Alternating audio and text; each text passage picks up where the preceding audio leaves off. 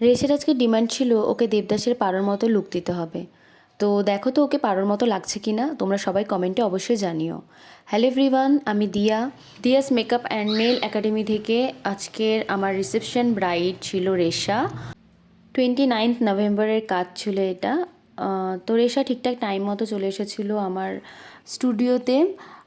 ওকে আমি দুটোর মধ্যে আসতে বলেছিলাম, তার কারণ ওর চুলটা ছিল ভীষণ লম্বা আর পুরোটাতেই ট্রিপল টং হতো, তো সে কারণে অনেকটা সময় লাগতো, সেজন্যই তাড়াতাড়ি আসতে বলেছি। আর ওর পর আমার আরও 3টে পার্টি মেকআপ ছিল, তো সেজন্যই একটু তাড়াহুড়ো করা। তো ও ফার্স্টেই বলে দিয়েছিল ওকে দেবদাসের পারোর মতো লুক দিতে হবে, তো আমি সেরকমই চেষ্টা করেছি। তোমরা সবাই ওর এই লুকটাতে ভীষণ ভালোবাসা দিয়েছো, তার জন্য অনেক অনেক অনেক ধন্যবাদ সবাইকে।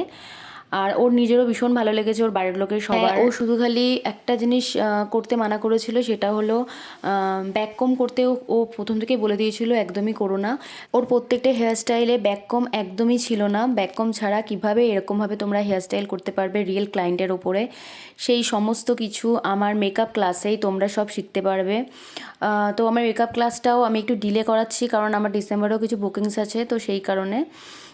তবুও আমি এই খুব তাড়াতাড়ি শুরু করব আমার মেকআপের ক্লাসটা। তো তোমরা যারা চাইছো এখনও অ্যাডমিশন করাবে ভাবছো কিন্তু করাওনি, তারা প্লেসটা যেহেতু খুব ছোট, তাই আমি খুব কম স্টুডেন্ট নিয়ে ক্লাস করাই। তো ঝটপট আমার ফোন নাম্বার তো দেওয়াই থাকে, আমার ফোন নাম্বারে ফোন করে বা ক্লাসের ডিটেলসটা নিয়ে নাও আর নিজের সিটটা বুক করে নাও।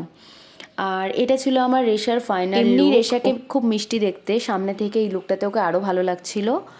তো তোমরা সবাই কমেন্টে অবশ্যই জানিও রেশাকে কেমন লাগছে এই রিসেপশন লুকটাতে। দেখা হবে আবার নতুন কোনো ব্রাইডাল ব্লগে।